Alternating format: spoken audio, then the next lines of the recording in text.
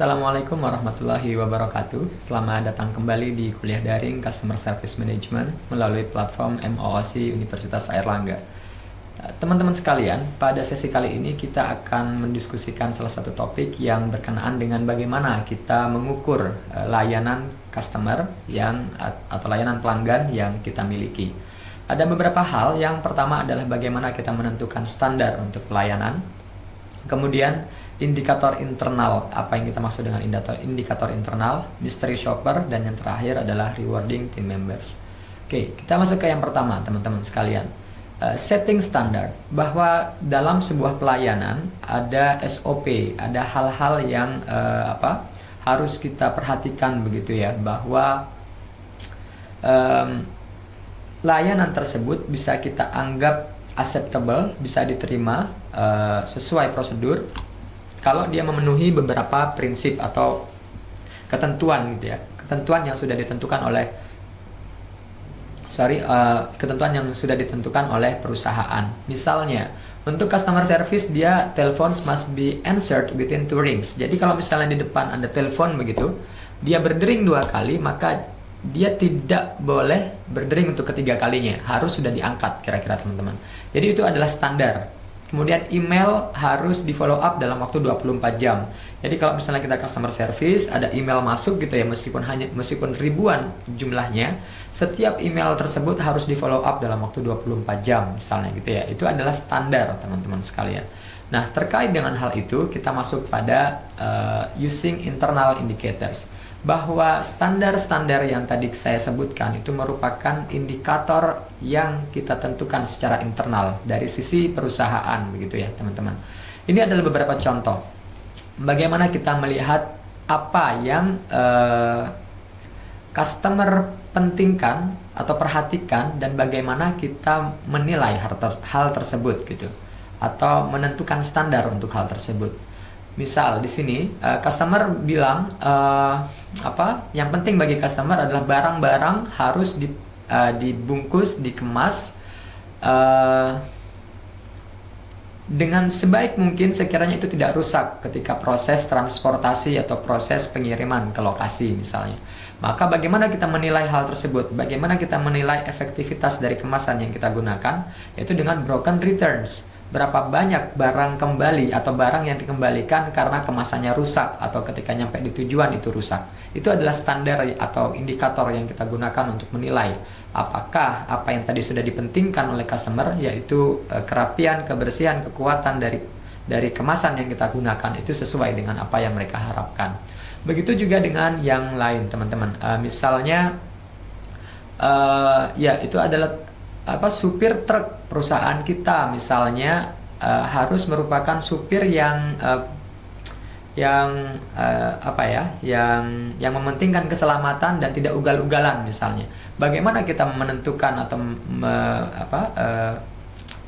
menetapkan standar bagi supir itu? Misalnya kita tempelkan saja di belakang stiker besar gitu ya. Bila Anda menemukan supir truk ini ugal-ugalan di jalan, silakan hubungi nomor sekian-sekian untuk mendapatkan hadiah misalnya. Itu kan juga menjadi indikator bagi kita untuk menilai, untuk memastikan bahwa supir truk perusahaan kita sesuai dengan standar yang kita inginkan. Nah, standar-standar itu teman-teman sekalian adalah internal indikator yang bisa kita gunakan untuk menilai kinerja dari semua sistem yang kita miliki. Nah, teman-teman sekalian, sayangnya standar itu tidak cukup, teman-teman. Mengapa demikian? Karena ada 2 sisi mata uang ya, ada 2 seperti pisau bermata 2. Standar tersebut kadang membuat semua organ organisasi kita mencari standar tersebut atau berusaha memenuhi standar tersebut dengan menyampingkan hal-hal lain yang juga penting. Misalnya teman-teman sekalian, tadi ada indikator bahwa jangan biarkan telepon berdering sampai lebih dari 2 kali misalnya. Ternyata customer service kita melayani orang secara face to face begitu ya, di depan mejanya. Nah, bayangkan itu yang terjadi teman-teman. Kalau misalnya Anda lagi dilayani oleh customer service, lalu telepon di depannya berdering sampai lebih dari 3 kali misalnya, apa yang harus dia lakukan? Mungkin karena standarnya adalah dia tidak boleh membiarkan telepon tersebut berdering sampai lebih dari 2 kali, maka dia akan mengenyampingkan orang yang ada di depannya untuk memenuhi standar tadi. Telepon tidak boleh berdering dari 2 kali. Jadi ketika berdering 2 kali, dia akan angkat itu. Maaf ya Pak, tunggu sebentar misalnya. Dia angkat telepon. Setelah itu dia taruh. Kalau itu terjadi sekali mungkin tidak masalah. Tapi kalau misalnya itu terjadi berkali-kali, orang yang di depannya pun malah merasa dikucilkan atau tidak diperhatikan. Itu kira-kira bagian dari bagaimana standar itu juga memiliki perspektif atau sisi yang lain kira-kira teman-teman. Nah, karena itu yang perlu kita perhatikan betul-betul adalah customer satisfaction. Apa yang faktor-faktor apa yang itu membangun kepuasan dari customer? Apa saja yang bisa kita lakukan? Coba teman-teman sekalian bisa perhatikan di sini. Ya, kita misalnya menyediakan kanal-kanal tertentu atau nomor telepon hotline tertentu di mana customer bisa menyampaikan apa yang mereka rasakan begitu ya. Mereka komplain, mereka tidak puas dan seterusnya, dan kita menyediakan menyediakan line, menyediakan prosedur untuk memfollow up masukan komplain yang terjadi. Teman-teman sekalian, bagian lain yang juga tidak kalah penting adalah mystery shopper programs. Ini apa maksudnya? Jadi mystery shopper ini teman-teman sekalian adalah program yang biasanya di outsource oleh perusahaan ke perusahaan lain begitu ya. Ada perusahaan yang menyediakan jasa untuk memantau kinerja dari perusahaan tertentu misalnya. Jadi perusahaan ketiga ini akan menempatkan orang-orang tertentu yang berperan sebagai customer begitu. Mereka akan melakukan transaksi sesuai dengan produk-produk atau jasa layanan yang ditawarkan oleh perusahaan. Pura-pura menjadi customer, mungkin pura-pura tidak puas, mungkin pura-pura marah, mungkin pura-pura mendapatkan perlakuan yang tidak adil, mendapatkan diskriminasi dari pelayanan yang disampaikan dan seterusnya begitu ya. Dan dari situ mereka akan menilai bagaimana perusahaan atau customer service yang melayani mereka menyelesaikan masalah yang dihadapi, apakah sesuai dengan prosedur perusahaan atau tidak gitu ya. Nah, dari situ perusahaan yang menyewa pihak ketiga tadi bisa menilai sebetulnya apa yang terjadi di perusahaannya.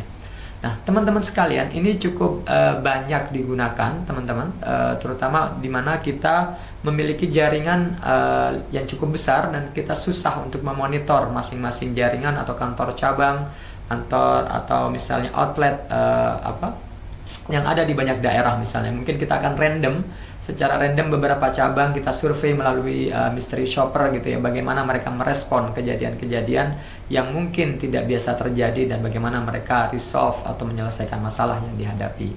Nah, yang terakhir ini adalah rewarding team members, teman-teman, bahwa untuk bisa memberikan pelayanan yang baik tentu saja kita juga harus memotivasi karyawan kita dengan memberikan penghargaan, memberikan rasa apresiasi begitu ya terhadap kinerja yang sudah mereka berikan.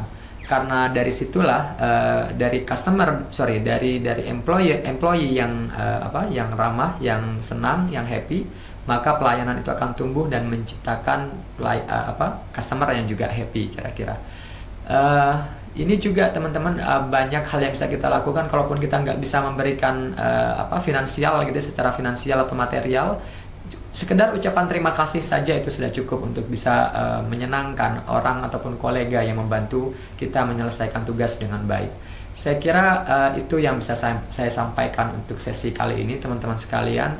Terima kasih dan sampai jumpa di sesi berikutnya.